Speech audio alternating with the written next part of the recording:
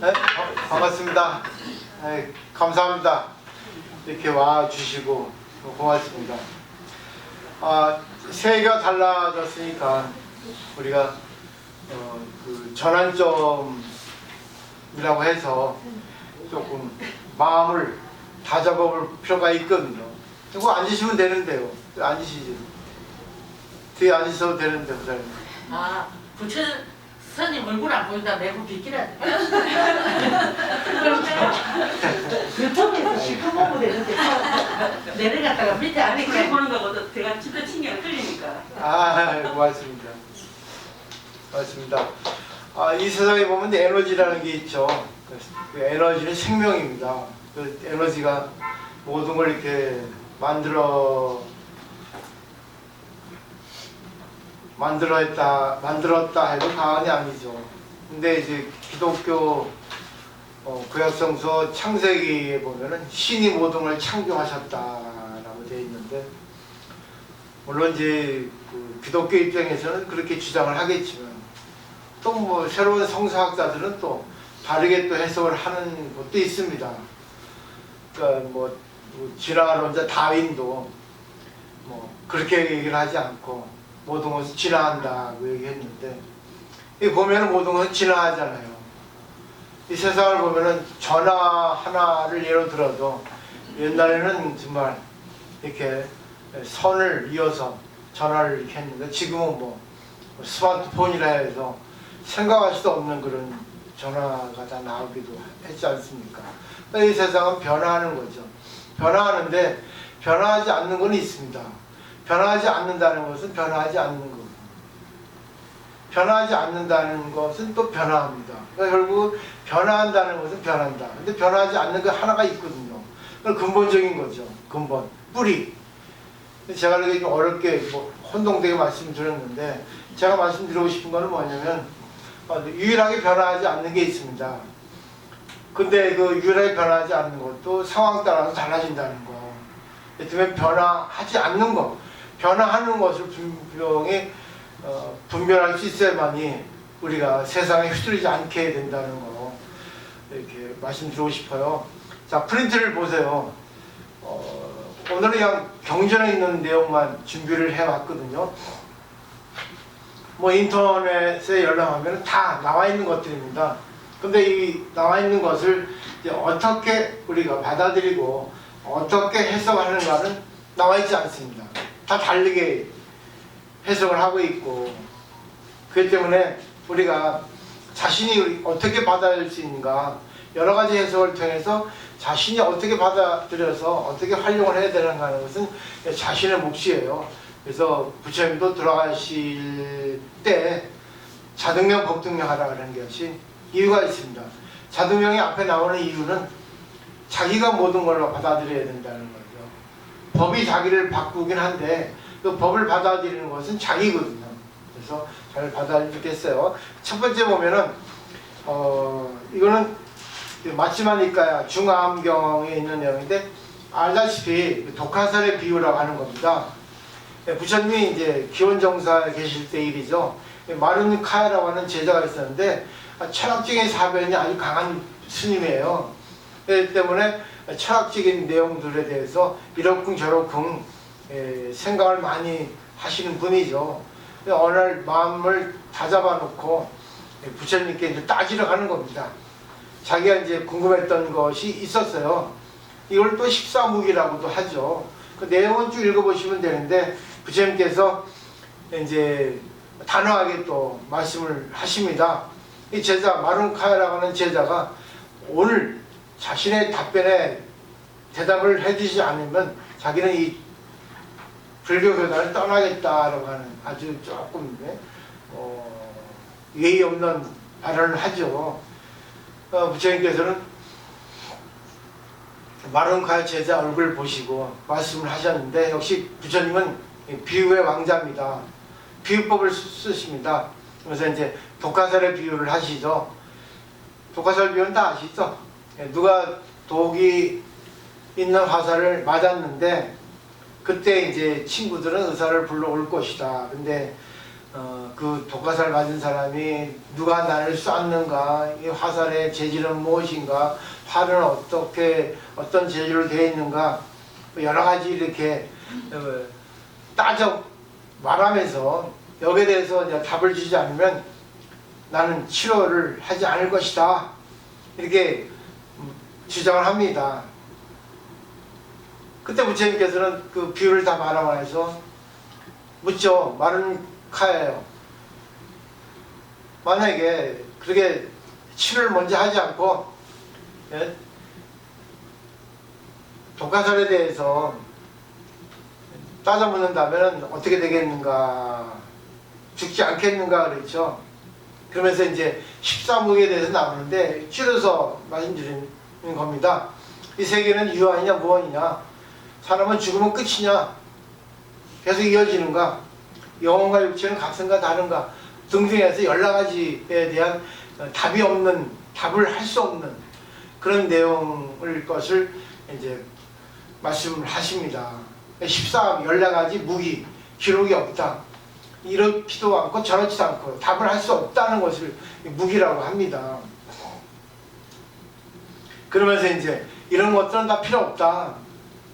제일 중요한 것은 현재 당면에 있는 괴로움에 대해서, 이 괴로움은 어떻게 생겼는가, 괴로움의 원인은 무엇인가, 어떻게 하면 소멸되는가, 소멸에 이르는 길은 무엇인가, 사성제에 대해서 얘기를 했습니다. 그죠? 내용은 그렇습니다. 쭉 프린트를 보시면 거기 쭉 있고, 저는 이제 뭐 말이 요즘에 왔다 갔다 하니까 내용만 이제 받아주시면 됩니다. 대충 이해되시겠죠? 결국은 우리가 생각할 수 없는 형이상학적인 문제들은 자기가 생각을 하더라도 거기에 너무 치우치지 말라. 제일 중요한 거는 현재 내가 직면해 있는, 내가 지금 고를 겪고 있는, 내가 문제로 삼고 있는 것에 대해서 이 문제가 왜 생겼는가, 이 문제의 원인은 무엇인가, 어떻게 해야지만 이 문제를 해결할 수 있는가, 해결하기 위해서는 어떠한 길을 할 정도를 가야 된다 하는 것만 하라는 거죠. 그래서 여기서 이제 부처님께서 문제로 삼는 거는 그 나와 있죠. 뭐죠? 실론. 실론이라는 것은 뿌라빤차라고 하는 것이 원어입니다. 실론하지 말아라 했어요. 실론은 이러쿵 저러쿵 답을 낼 수 없는 것에 대해서 주장하지 마라. 쓸데없이 시간 낭비하지 말라. 거기에 에너지 소비하지 말라 그겁니다. 이렇게도 생각할 수 있고 저렇게 생각할 수 있어요. 근데 답이 아니에요. 그래서 실론이라는 것은 프린트 보시면 쭉 나와 있습니다. 근데 중요한 거는 실론이라고 하는 거는 뿌라빤차인데, 이건 뭐냐면 그 복잡하라고 하는 뜻이에요. 여기 써 있지 않네. 그 여러 가지로 번역이 돼 있죠. 복잡하라고 하는 것이 있는데, 실론이라는 것은 복잡화 시킨다는 겁니다. 그러니까 하나의 문제에 대해서 여러 가지로 갈래를 쳐나간다는 겁니다. 우리 그러잖아요. 하나 문제가 있으면 이걸까 저걸까 어떻게 할까 저래야 될까 복잡화 시키죠. 그거 하지 말라는 겁니다. 하더라도 어느 정도에서 브레이크를 잡으라는 얘기입니다. 실론이 제일 안 좋은 거를 망상이라고도 하고 잡념이라고도 하고 뭐 집착이라고도 하고 뭐 여러 가지로 이렇게 번역을 하거든요. 또 사랑이라고도 하고 뭐 그랬습니다. 그러니까 여기서 우리가 요지를 캘 거는 뭐냐면, 독화살에 비유해서는 쓸데없는 거 하지 마라. 실론 하지 마라. 쓸데없는 거 갖고 시간 낭비하지 마라. 그겁니다. 생각할 수 없는 것은 생각하지 마라. 그래서 어떤 학자는 그래요. 알 수 없는 것을 알 수 없다고 아는 것이 깨달음이다. 내가 알 수 없는 것은 알 수 없다. 그래, 제껴놓자. 이거는 그냥 숙제로 놔두자. 생각하지 말자. 묵혀놓자. 이게 발효되면 또 다른 걸로 변하거든요. 때문에 가만 내껴두면 언젠가는 이것이 저절로 해결되는 부분이 많습니다. 자, 두 번째.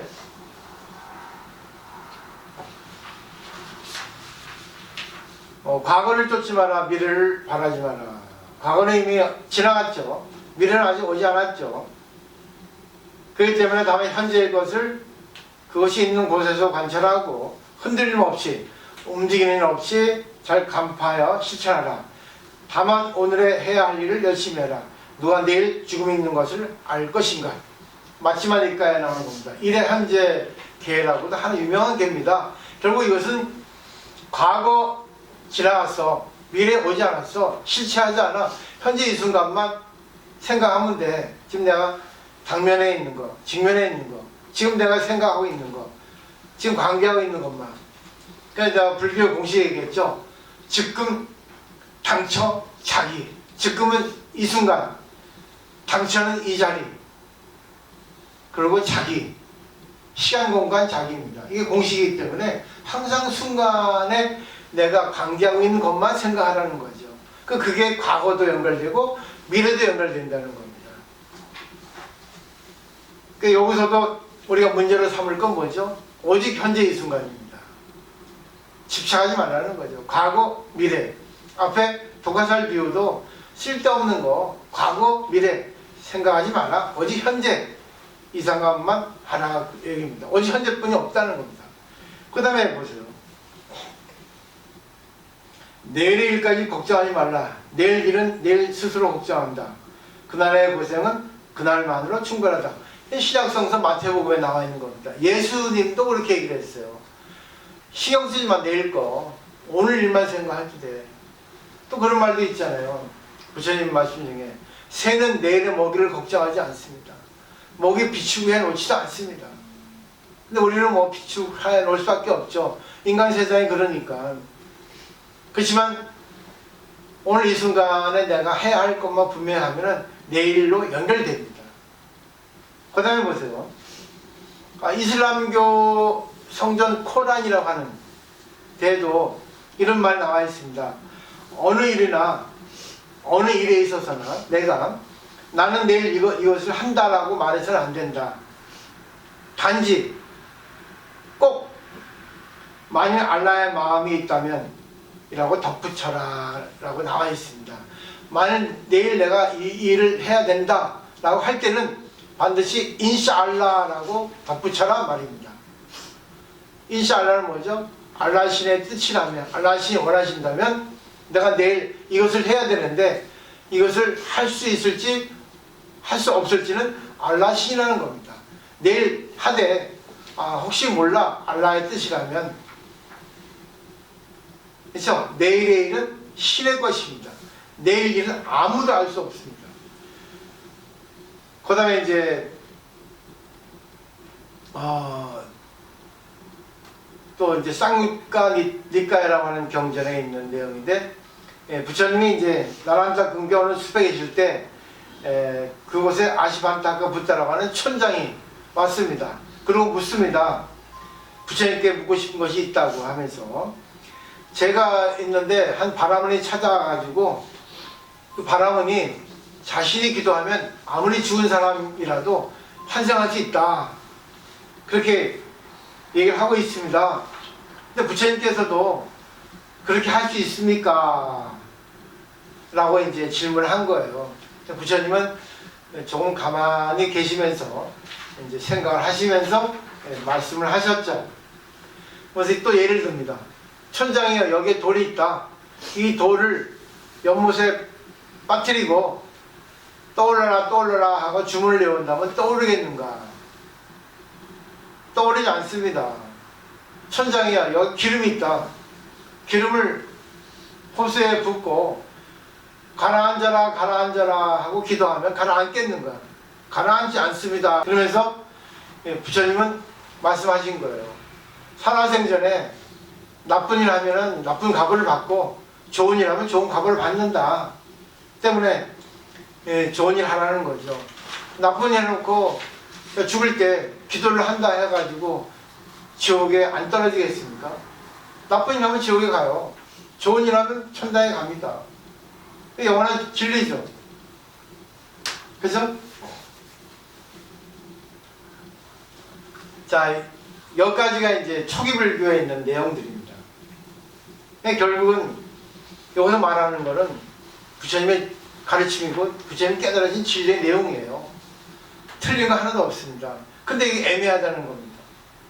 왜? 선악이라는 기준이 어디에 있다는 거예요? 선악이라는 기준이 어디에 있습니까? 인간 세상에는 선악이라는 기준이 있는데 이 선악이라는 기준도 강자 약자에 따라서 달라집니다. 가장 악한 사람은 가장 큰 죄를 지은 사람은 누구예요? 예수입니다. 예? 예수는 로마법에 의해서 그 유대 신전을 파괴해서 십자가에 매달려 가지고 최고의 형벌을 받았습니다. 십자가에 매달리는 것은 정치인들의 형벌이에요. 종교는 그렇게 형벌을 받지 않습니다. 결국은 예수는 정치인으로서 형벌을 받았어요. 악인이에요. 근데 지금은 세계가 추앙하는 신입니다. 그러니까 선악이라고 하는 자체도 시대에 따라서 환경에 따라서 선악의 기준이 달라진다는 것 생각할 필요가 있다는 겁니다. 그리고 정치인들 백범, 김구 백범 또 보세요.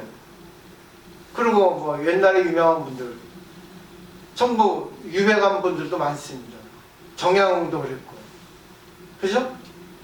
그 선악의 기준이 어디 있어요? 정치인에 의해서 선악의 기준이 달라집니다. 요즘 보세요, 요즘. 나는 누구의 편도 아니지만 윤석열하고 이재명 보면은 누가 어떤 감정을 가지냐에 따라서 달라집니다. 윤석열의 문제거리가 많은데 그거는 그냥 넘어가고 이재명 문제거리는 그게 확대되고 어디 기준이 있어요? 그것도 한번 생각해 볼 필요가 있다는 겁니다. 어느 것이 맞는지 틀린지는 그 시대에 맞는, 그 시대에 의하는 정치인들에 의해서 선악의 기준이 달라진다는 겁니다. 그리고 우리 윤리도덕이 설정되어 있는데 윤리도덕도 믿을 수가 없다는 겁니다. 지각하지 말라는데 일반인 지각하면 뭐라 합니다. 근데 사장이 지각하면 나는 좀 바빠서 늦었어 하면 그냥 넘어갑니다. 그죠? 강자가 윤리도덕을 어기면 괜찮고 약자가 윤리도덕을 어기면 저 사람은 못된 사람이에요. 윤리 개념이 없는 사람입니다. 도덕관념이 없는 사람이라고 치부를 받습니다. 맞죠? 어느 게 선이냐 악이냐 하는 거는 참 결정할 수 없습니다. 근데 중요한 건 우리가 착하게 살아가려고 합니다. 근데 어느 누구라도 착하게 살아갈 수 있는 세계가 아닙니다. 나쁜 일 한 적 없는 사람 손 들어보세요. 아무도 없습니다. 다 파고 보면은 다 나옵니다. 지금 난리잖아요. 유례 없는 지금 대통령 선거를 치르기 전에 얼마나 추악한 일들이 다 나옵니까? 옛날에는 안 그랬어요. 왜 우리나라만 그러는 거예요? 왜 그런 거예요? 그 윤리도덕을 좀 초월하면 안 됩니까? 정치 능력이 있고 또 기본 인간성이 있고 도덕적 관념만 있으면 되는 거지. 꼭 추악한 걸 그 개인적인 어떤 프라이버시까지 침해해가지고 그럴 필요는 없다고 생각하는데 제 생각이 틀린지 모르겠습니다. 그렇지 않을까요?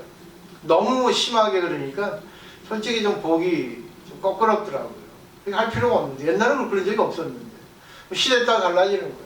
선악이라는 개념도 옳고 그름의 개념도 잣대도 달라진다는 겁니다.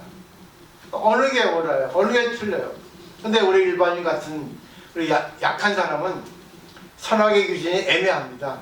그리고 나도 모르게 어떻게 좀 나쁜 일을 하지 않으면 못 살아가는 세상이에요. 좋죠? 나는 착하게 살고 싶지 않아요. 난 지혜롭고 살고 싶지. 나는 때로는 나쁜 일도 하고 싶고 정말 누구를 위해서는 내가 좋아하는 사람을 위해서는 거짓말도 하고 싶고 솔직히 그렇습니다. 스님이라도. 왜? 필요하니까.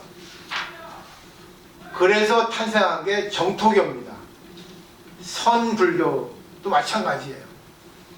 선불교도 그렇고 정토교 사상도 실체가 없다는 거예요. 대승불교가 그랬습니다. 그러니까 대승불교는 정말 약한 우리 인간들을 위해서, 일반인들을 위해서 만들어진 경전입니다. 그래서 이걸 배우셔야 됩니다.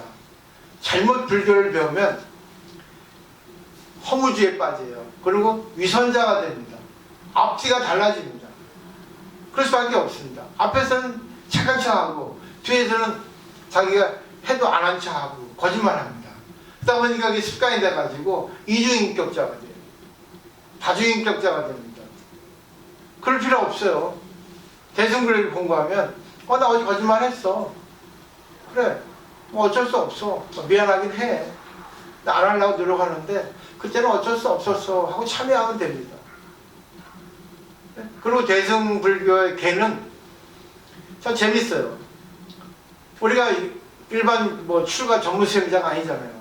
그렇기 때문에 이 세상은 욕망의 세계라서 어쩔 수 없습니다. 욕망이 없어 살아갈 수 없으니까 오늘 내가 불교의 계를 지킬 수 없어. 그러면 불교 계를 딱 닫아놓는 겁니다. 오늘은 임시 휴업이야. 나 불교 신자 아니야. 나 대승불교 공부 신자야. 딱 합니다. 또 거짓말 하는 거예요. 욕하는 거예요. 짜증내는 거예요.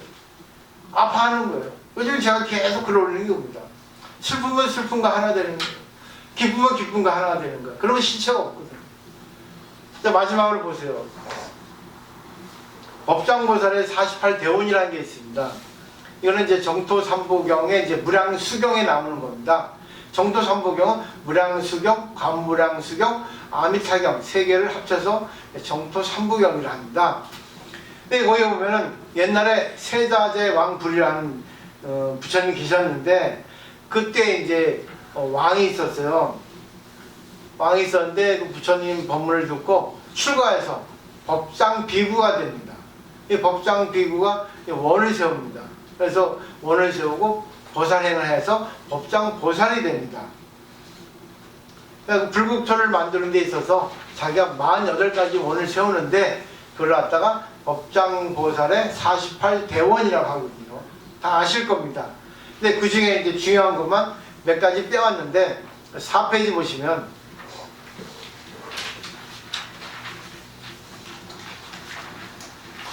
48가지 중에 18번째 원이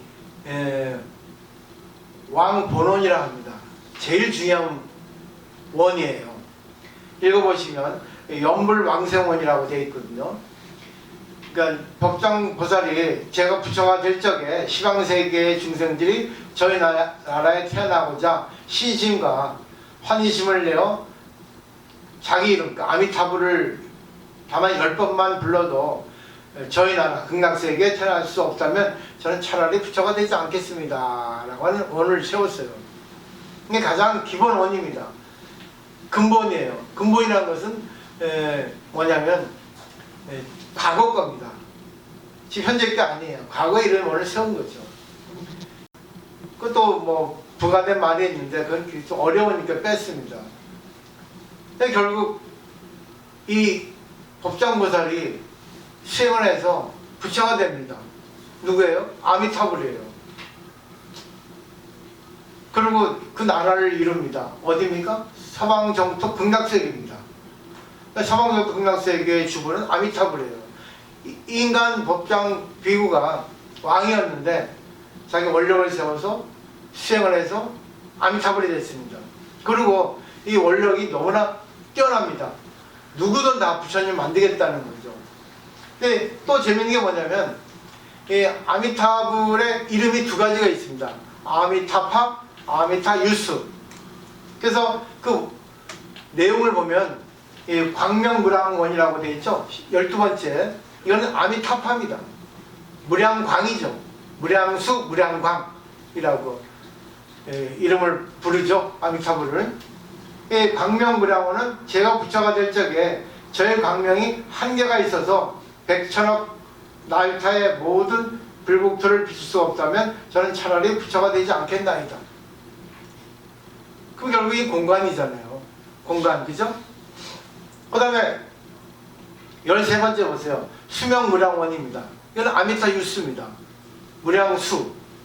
제가 부처가 될 적에 저의 수명이 한정이 있어서 백천억 나일타 껍 동안만 살 수 있다면 저는 차라리 부처가 되지 않겠습니다. 시간이죠. 이 나유타라는 것은 10의 60승이거든요. 그 무한이라고 얘기합니다. 무한. 인도 사람은 이렇게 숫자를 이런 용어로 나타내서 표현을 했습니다. 우리는 무한이라 하잖아요. 영원 무한, 이렇게 무량. 결국 광명무량원, 휴명무량원을 보더라도 누구도 부처가 되지 않는 사람은 없다는 겁니다. 왜? 부처가 돼 있거든요, 지금. 아미타불이 지금 돼 있거든요. 그리고 35번째 이제 법장보살이 이제 원을 세웠는데 여인 왕생원이라는 원이 있습니다. 제가 부처가 될 적에 시방세계에 해를 쏟고 불가세한 부처님 세계의 여인들이 제 이름을 듣고 환심을 내어 보리심을 일으키고 여자의 몸을 싫어하니까 목숨을 마친 후에 다시금 여인이 된다면 저는 차라리 부처가 되지 않겠습니다. 이거 여자가 들으면 이상합니다. 근데 요즘은 이제 여성 상위 시대, 평등 시대가 되놓으니까 이게 문제가 돼요. 근데 극락세계에는 하나밖에 없거든요. 극락, 즐거움밖에 없고 남자밖에 없습니다. 또 우리가 여자가 돌아가신 뒤에 극락 왕생하면 남자로 변합니다. 거기 남자밖에 없거든요. 근데 남자만 있으면 결국 뭐예요? 남자의 의미가 없죠. 여자가 있어야 남자라고 하는 이름이 생기지, 남자가 있는데 무슨 남자가 필요 있어요? 그죠? 실체 없는 겁니다. 하나가 있으면 실체 없는 거예요. 둘이 있으면 이제 개념이 형성되고, 결국은 뭐죠? 극락 왕생하면은 다 뭐죠? 절대 평등이 되게 됩니다. 절대 평등이라는 것도 똑같이 저금통처럼 평등한 게 아니라 전부 다르면서 전부 다 똑같이 행복하다는 겁니다. 이거 설명을 이제 들으시면 되거든요. 그 다음에 이제 아미타경을 보세요. 이 정토삼복의 무량수경은 어떻게 보면 극락도의 극락세계의 설계도입니다. 법장 보살이 이런 설계를 했습니다. 자기가 아미타 부처님이 되려고. 근데 아미타 부처가 됐어요. 그래서 아미타경이 형성된 겁니다. 이 아미타경에 이런 내용이 있습니다. 여기에서 서방 10만원 불토를 지나 세계가 있다. 이름하여 극락이라고 한다. 그 국토에 부처가 있는데 아미타라고 이름한다. 그런 지금 현재 설법하고 있다. 아미타 부처님 계시죠? 그럼 우리는 어떤 마음을 여기서 가져야 되는가? 내가 어떤 것을 해도 관계없다. 물론 일부러 나쁜 짓 하면 안 되겠지만 우리가 살다 보면은 나도 모르게 약한 인간이기 때문에, 불완전한 인간이기 때문에, 어리석은 인간이기 때문에 조금 안 좋은 일도 저질 수 있단 말입니다. 그때 죄송합니다 하는 거예요. 죄송합니다. 참여하는 겁니다. 일부러 내가 저지르고 참여하는 게 아니라 어쩔 수 없이 했을 때 죄송합니다. 참여, 이게 참여입니다. 참여하는 마음을 가지셔야 돼요. 그리고 참여할 때는 반드시 중요한 게 뭐냐면 조건 나쁜 게 없습니다. 조건 나쁜 것이 없는데 지금 이 세상에 조건 나쁜 것이 있단 말입니다. 그러니까 여러 가지 각도에서 이렇게 살펴보고 거기서 내가 진심으로 내가 이거를 갖다가 실천하지 못해서 남에게 이익을 주지 못하고 내 이익을 위해서 했기 때문에 참여합니다 라고 자신을 내려놓아야 됩니다. 그게 진정한 참여예요. 어렵지 않습니다. 그러니까 불교를 잘못 배우면 위선자가 됩니다. 거짓말 당해야 돼요. 이게 문제가 됩니다. 우리나라 불교가 문제의 거리가 이겁니다. 많은 분들이 공부를 많이 해도 전부 다 공부된 것 같거든. 근데 어떤 문제에 직면하면은 본심이 나오거든. 진짜 본심이 나온다는 거는 승관이 나온다는 겁니다. 숨겨놓았던 것이 나옵니다. 그때 자기가 나오고 이제 후회하고 막 괴로워하고 하죠. 근데 이거를 알고 있으면 미안합니다. 역시 내가 공부가 잘못된 것 같습니다. 참여합니다. 할 수 있거든요. 왜? 신체가 없으니까. 그럼 내가 강해져요. 강해지면서 결국은 뭐죠? 받아들이는 게 넓어집니다. 그 뒤에 보세요. 아미타경에 이런 말이 나왔습니다. 부처님이 사리불에게 법문하십니다. 사리불이여, 극락세계는 7가지 보소로 꾸며진 연못이 있고 8가지 공덕을 갖춘 물로 충만하고 있다. 중량입니다. 그곳에 피는 연꽃은 차밖에 같이 크고 푸른 연꽃에는 푸른 빛이 나고 이게 유명한 겁니다. 황색, 황광, 청색, 황색 황광, 적색 적광, 백색 백광, 청색 청광, 네 가지 빛의 연꽃이 납니다. 근데 이거를 보면은 아무렇지 않게 생각을 해요. 푸른 연꽃에 푸른 빛이 나는 건 당연합니다. 누런 연꽃에 누런 빛이 나는 거, 흰 연꽃에 흰 빛이 나는 건 당연하죠. 근데 이건 비유거든요. 비유로 써야 되거든요. 실제로 연꽃은 그러지만 이거를 그냥 그대로 두면 안 됩니다. 항상 우리 사회에, 우리 마음에 적용을 시켜서 해석을 해야지만이 경전은 살아나요. 그 청색 청광은 뭐겠어요? 푸르니까 공부 잘하는 사람은 공부 잘하는 사람 빛이 납니다. 맞죠?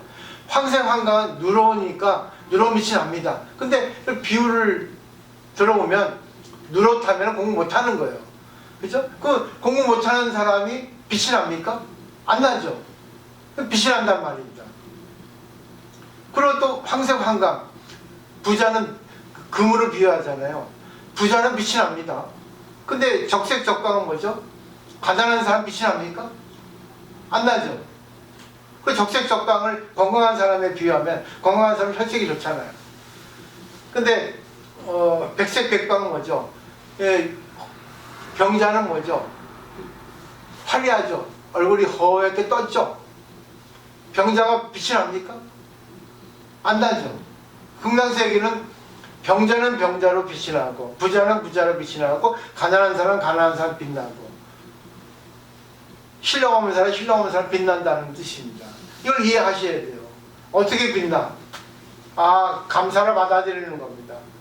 나는 지금 내가 병도 많고 못났고 돈도 못 벌고 세상에 비하면 잘 못났다.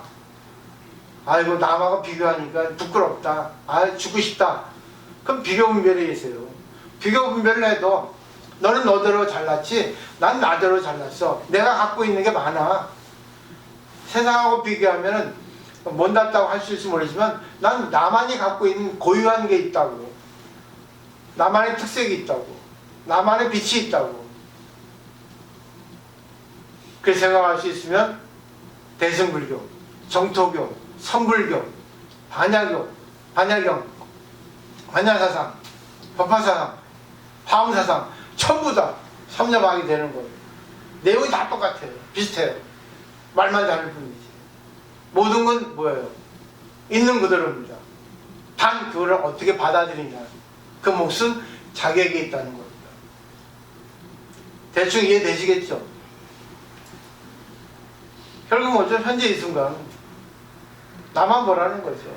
내가 나를 보고 내 상태를 보고 내 인연을 보고 근데 그것이 빛난다, 감사하다, 나의 인생이다, 나의 역할이다, 나의 인생의 배역이다. 그러니까 셰익스피어도 그러잖아. 인생은 연구무대다.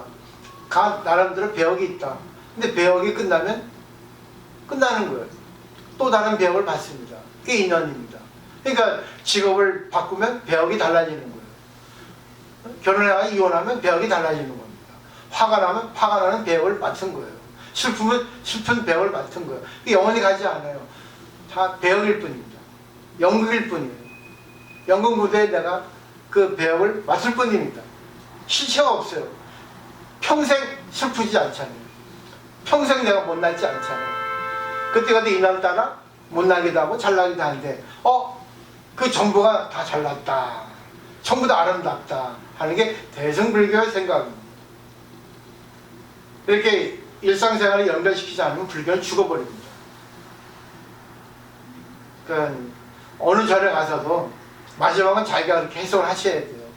이 스님이 얘기하는 건 이렇게 내가 내 나름대로 해석을 해서 내가 활용을 하고 내가 경험을 해서 남에게 전해줘야 되겠다. 이렇게 하시면 바로 대보살이 되는 겁니다. 어렵지 않습니다. 돈 낸다고 대보살이 아니에요. 제일 중요한 거는 내가 대승불교를 받아서 내가 그걸 갖다가 활용할 수 있고 그걸 남에게 전해줄 수 있고 그 남으로 하여금 이렇게 할 수 있게 하면은 진짜 관세음보살이 따로 없다는 겁니다. 오늘 여기까지입니다. 궁금한 거 질문 있으세요? 네, 마치겠습니다.